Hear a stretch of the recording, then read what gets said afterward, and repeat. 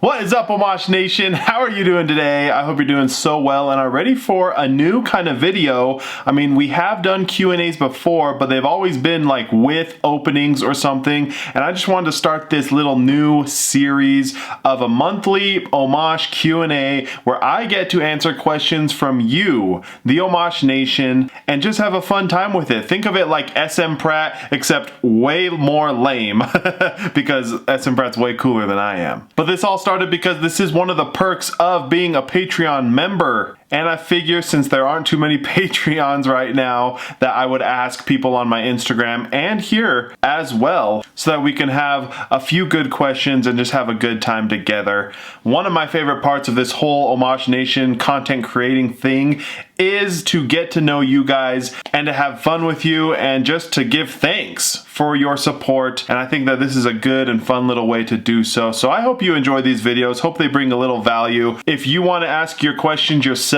one, you can join the Patreon. They get first dibs. They will be all of the very first questions, and then I will post on Instagram. And then you can leave a comment here on this video and possibly one of your questions will be answered in the next month's video. So thank you all for your support. I hope you enjoy. I'm excited for these, and let's just get to answering some questions.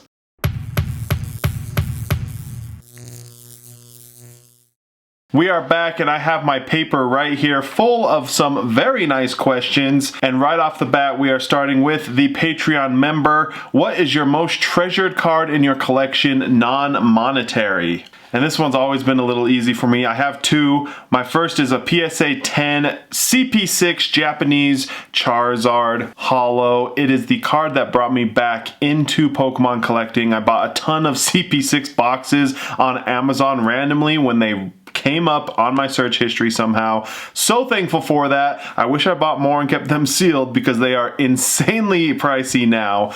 But I had such a blast ripping them open just by myself secretly. And I pulled the Charizard myself, freaked out, graded it myself at PSA, and it came back a 10. And so that card just holds all of the feelings of coming back into the hobby and starting YouTube. And so that is number one. And then number two is my wife's gift that she gifted me a couple Christmases ago. It was a PSA 8 Gold Star Pikachu. Absolutely boss card. And the fact that she got it for me, she did the research, she found it on eBay and got it. It just holds that much more sentimental value as well. So great question, two awesome cards, and they will never leave my collection.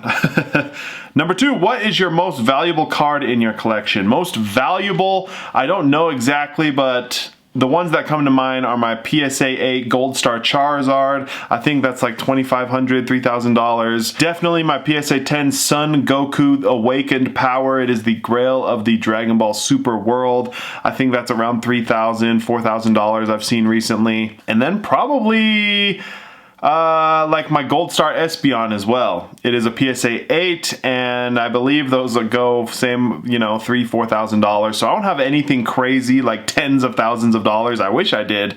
But those are probably my biggest cards right now in my collection. If you didn't collect TCG cards, what would your office be filled with? Great question. It would be filled with anime posters. I love anime. I love art styles like anime, and there are too many good ones. I'm also just a huge movie buff, so I would have a ton of posters and memorabilia from movies as well, some of my favorite ones, and it would still be very nerdy room, just not filled with cards and stuff that it currently is.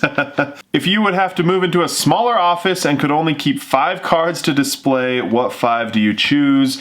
Easily the two that I mentioned earlier, CP6 Charizard, Gold Star Pikachu, probably base set Charizard, just because that is the most nostalgic card of all time. And then it would have to be my Mint 10 Jiraiya Sage Mode, my new favorite thing in my collection. And then probably the Apex of Power Dragon Ball Super card with the Goku and Vegeta in the same card. It's my favorite card in Dragon Ball Super. Those would be my 5. Oh man. Tough, but at the same time, kind of an easy answer. What is a Holy Grail card you would love to own one day? Too many awesome cards out there, but it has to be First edition Shadowless Charizard. And with the way things are going now, who knows if I'll ever be able to own one, but if I really did buckle down, didn't spend anything for like a year, I could get one, but we'll see if it ever happens. But that is just the grail of the grails, right? That one tops everything in any other TCG, so that's probably the answer for most people. This one is from Signed Card Guy from Instagram. What was the first foil card you ever pulled from a booster pack? Now that is pretty impossible for me to remember. I wish I remembered, but I want to say, just because when I think about that, or try to think of it, the first card that comes to mind is Hollow Jolteon from Fossil. I believe I pulled that myself at one of the card shops near my house, but I honestly can't remember. I wish I did, because I'm sure it was an awesome time. Hayes 300 from Instagram. Most wanted card / collectible to add to your collection. Oh man, this one is also just impossible to answer because I'm always wanting more stuff. I'm always looking for more stuff. Currently, I am missing 3 cards from my Gym Challenge Holo set, and so I would say those 3 cards are what I want the most right now, but that is always changing, literally every single day. There's just too many goodies out there, guys. Sean B97, favorite MetaZoo card / set. Now that's a good one. I would have to say my favorite set, just because it's kind of what I opened first, is Nightfall. It's the binder that I've completed first. My favorite MetaZoo card is probably, I'm probably forgetting a ton of them. I've always really liked Ghost Train. I just thought the artwork was cool, and it reminds me of Doom Train from Final Fantasy VIII, and so it's probably that one. Great question though. The Electric Mouse. When do you think PSA bulk grading is coming back? That's a great question. According to PSA, it should be back early or mid-summer, so June, July. I will say that there's probably 100% chance that it will not be $10. They'll probably bring it back at $20. And they will probably keep doing this queue event where you have to be on the website at a certain time and you're put into a queue, and if you're lucky and get in, then you are allocated a certain amount of cards. That's currently what they're doing with economy, and so hopefully we can see value service, bulk service back June, July, August. It would be awesome, but don't expect $10, and I would probably say I wouldn't expect bulk $10 tier to be back until probably 2023, if ever. And PSA seems to be liking this queue system as well, so it might just always be that with the bulk tier because everyone wants to sub. Amelia 1227, how can I start my YouTube channel for Pokemon? Now that is an awesome question. My left eye is like twitching. I need more sleep. But with this question, there's literally 1,000 things I can say because so many things go into content creation and starting your channel. But the very easiest and most important thing is to just start it. Don't think about the million reasons why not to. Don't let all of the possible excuses or reasons to not start be a factor. Literally just start it. Just have fun. You don't need all the craziest equipment. Like, I just barely 2 years in am starting to use this light to help with the lighting of the videos. Like really, you can just use your phone. You don't need anything crazy. The number one step is to just go. And once you have started, that is when you kind of figure things out one step at a time. You figure out your schedule, you figure out what you're gonna open, what you're gonna talk about, what you're gonna do on your channel. And the most important thing, like always, is to just have fun with it. If you're too worried about the numbers, the money, the whatever else it may be, then it probably won't last too long. So if you're in it for the quote-unquote right reason and just want to have fun with your channel, just start. And then you can get into the nitty-gritty of the scheduling, the social medias, the marketing, the list goes on and on and on. But if you start, then you will figure it out one step at a time. But you can't do anything if you don't take that first step, right? So that is my biggest advice. Just start and you'll probably have a blast. YM Masne, no idea how to say that, sorry. What is your collection worth? Literally no idea.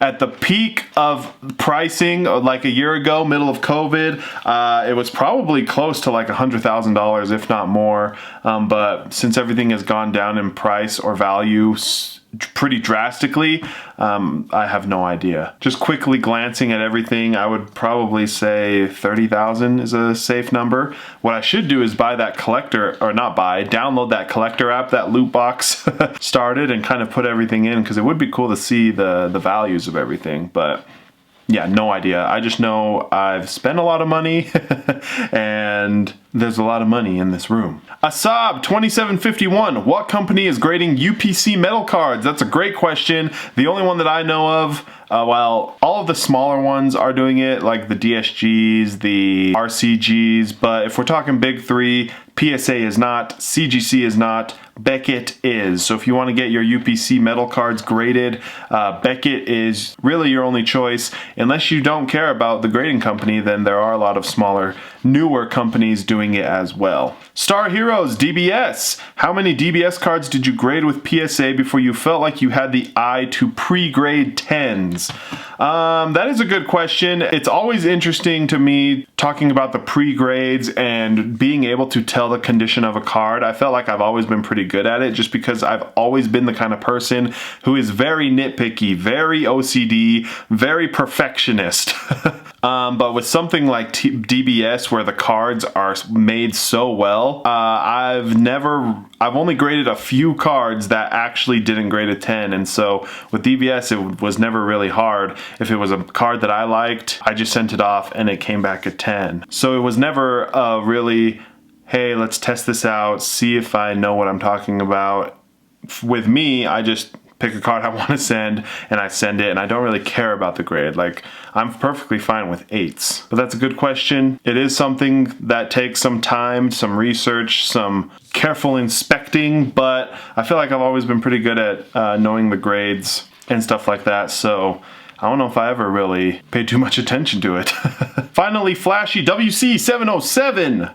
If you could make a TCG, what would the theme be based off of? Awesome question. There are literally so many new TCGs coming out, and they are all pretty cool in my opinion. I'm getting involved with a few of them, but I'm very plain, boring. I've always loved the fantasy realm, dragons, knights, you know, that kind of stuff. So it would probably be something to do with that, some sort of fantasy world. But yeah, I honestly haven't put too much thought into it because I don't think it's something I would ever even try to do. I'm just not that creative. But yeah, very plain, boring answer, just dragons. Everyone loves dragons. Give me more dragons. Then the last couple questions from Ulysses. What's something you wish you understood better when you first started creating content? That is a very good question. Ulysses, you always have the deep stuff. The big thinker questions.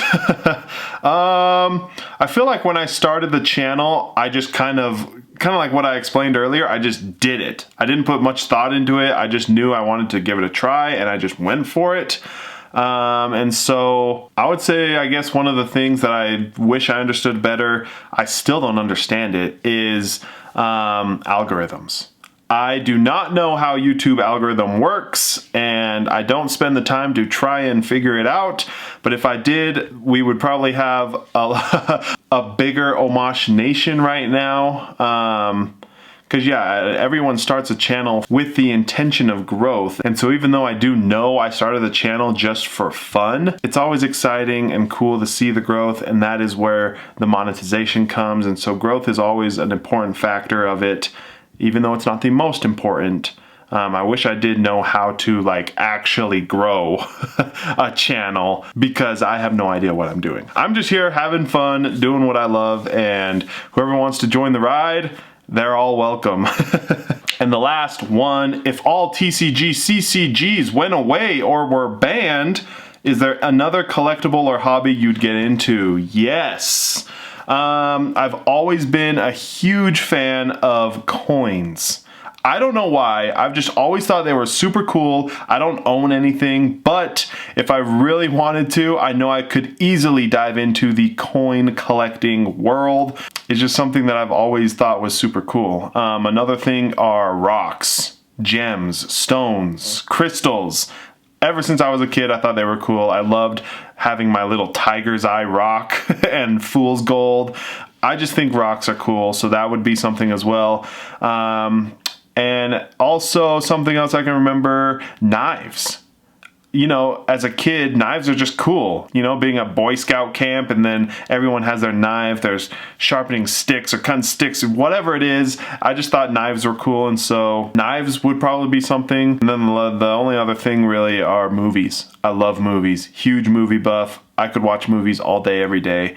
And I do have a pretty fat stack of Blu-ray and 4K DVDs, so I could definitely go crazy when it comes to the movies. But guys, that was super fun. First Q&A, official Q&A of this new little series. If you have questions that you want to ask, comment them here, but also follow me on Instagram because I will be posting question stuff there every single month as well. And then if you want to support even further, if you have the means to do so, I would love to have you over on Patreon because it's a fun time. I'm figuring things out over there and finding ways to make it worth it for you. And so yeah, I had a blast. I hope you did too. I'm excited for more of these because I like to get to know you and to share more about myself because we don't always have the time or the ways to really talk when we're just opening packs or doing grade reveals and stuff like that. So I'm excited. Hope you are. Thanks for being here. Thanks for the support. I hope you have the best rest of the day, and I will catch you